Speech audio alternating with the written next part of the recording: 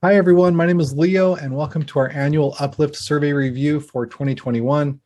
We first want to give a big shout out to InMoment for allowing us to use this amazing software. We really appreciate it.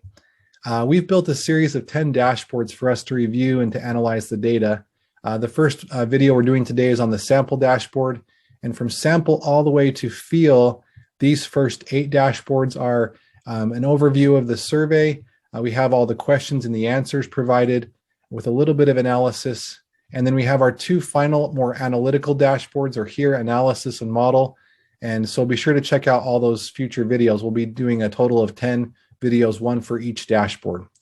We also want to thank all of our respondents. We had 935 people take the survey, which is awesome. We really liked reading all of your thoughts and your feelings. We learned a lot, and we really appreciate all the time you spent on the survey. Thank you very much. Our mission is here. Uplift Community of Faith is led and assisted by volunteers who seek to minister to those who question and to their loved ones.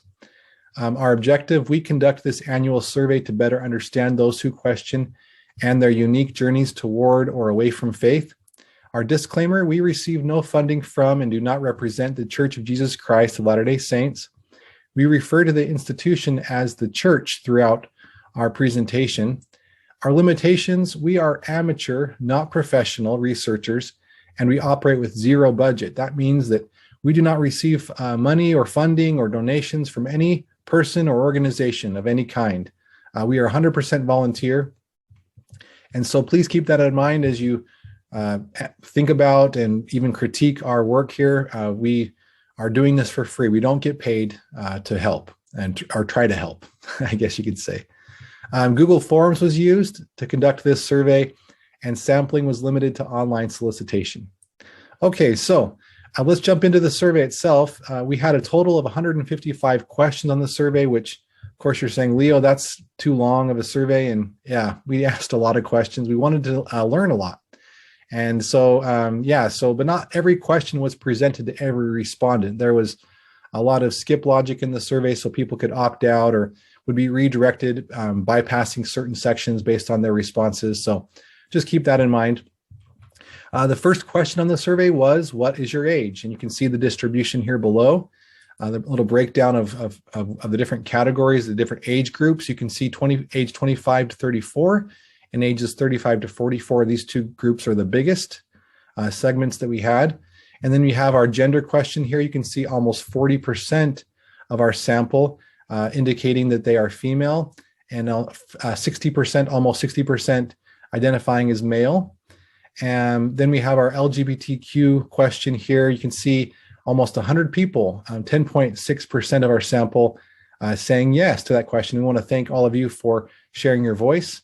And then we have a bunch of people here you can see that don't want to carry the LGBTQ label, but they experience same-sex attraction, and then also no label, but gender dysphoria. And then we have a bunch of allies, 330 people saying that they're not LGBTQ, but they consider themselves an ally. And then almost 50% of our sample simply saying no to that question.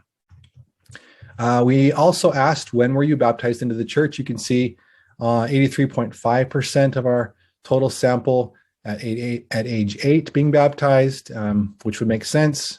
You'd have a smaller group here of age 9 to 17 of children or teenagers being baptized into the church, and then some adult converts here.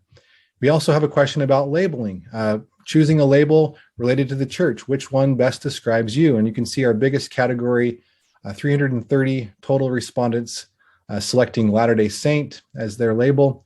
And you can see the rank order from post-Mormon, ex-Mormon, all the way down to never Mormon below.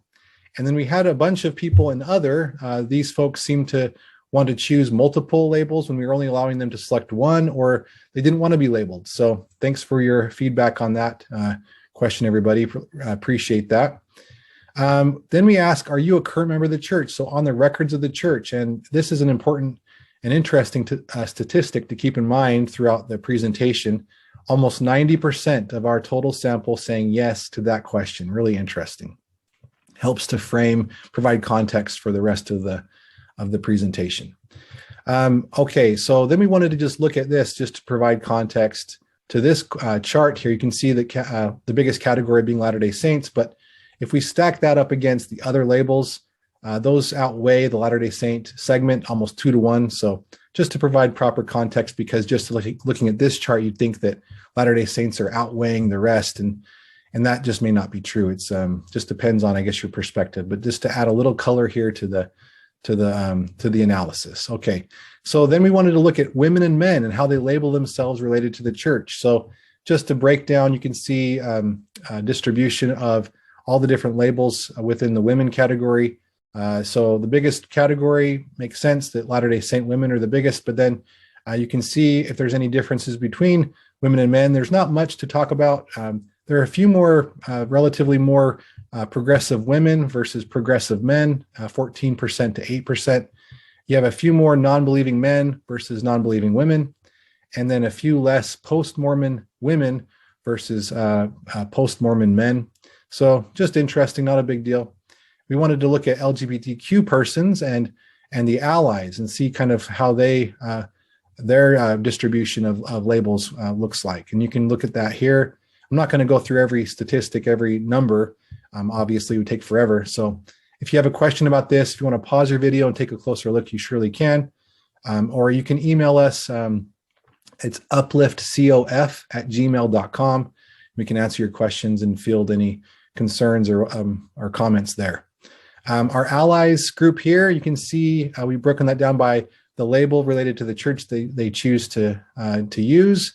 And just an interesting point here, you can see Latter-day Saint category is not the biggest. You have 20% here, but then you have a few more post-Mormon allies. So just interesting to see that Latter-day Saint category isn't the biggest in this particular case of allies.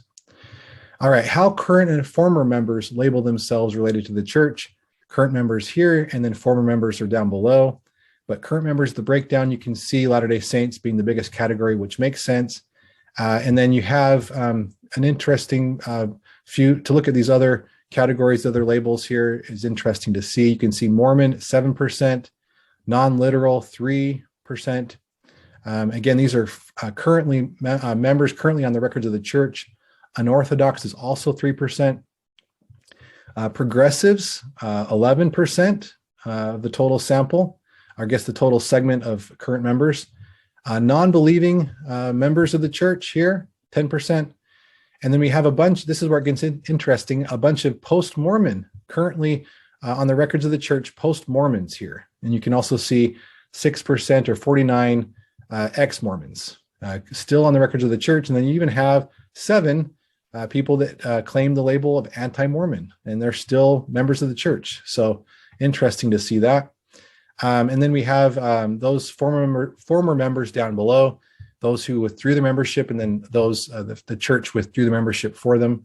That's formally known as excommunication, but I like the new term. It's a little softer. And anyway, I won't get into too much detail there, but you can see the breakdown if you're interested.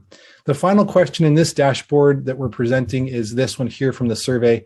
And we ask, with regard to the core doctrines of the church listed, which are listed below, these here, with regard to those core doctrines of the church, which of the following best describe your faith journey? So we wanted to measure and get a sense for how people are describing their personal faith journeys when it comes to the core doctrines of the church. Do people believe that they are true? Do they know that they are true? Do they disagree with them? Do they have concerns and whatnot? So that's what we wanted to measure. And you can see the different core doctrines that were chosen for this particular survey. These are just a sample of what we feel like are pretty common and would be considered basic or core doctrines in the church today. And of course, there's more doctrine that the church teaches and that people probably would hold to, like loving your neighbor, for example. But we're trying to be more unique, like unique truth claims to the church. And so the first one has to do with first vision. Second one is with Book of Mormon historicity. The third one has to do with priesthood keys, meaning that Joseph Smith received priesthood authority or priesthood keys and then passed those down through Brigham Young and then on to President Nelson eventually. And then you have, or the current prophet if you're watching later. And then the fourth doctrine here, sealing covenants. So this has to do with temple ordinances, if they're necessary and efficacious for eternal life, receiving exaltation. Okay, so with that explanation, I know it's a lot to explain, but it's important just so it's clear. You can see the rank order of all of these different descriptors or phrases that people would use to describe their faith journeys. And this was a choose many. So just keep that in mind as you're looking at the end counts here. You can see 252 plus 248 and so on. You'd have a lot more than the total response count for this survey, the total N. But yeah, just interesting to see all these different selections and how people are describing their faith journey. I believe that they are true is more often chosen than I know they are true, which is interesting to see that. You see a lot of people that are confident that they are not true. That's the second highest chosen selection there. And then I no longer believe they are true as number 3. I'm thriving without them. Number 4, a lot of people with questions about them. And then a lot of people that I want that want to believe them, and which is from a believing standpoint, that's great to see. So with that, I'll wrap up this first dashboard. Thanks for watching, and we will see you on the second video for Belong. All right, thanks. Take care, everybody.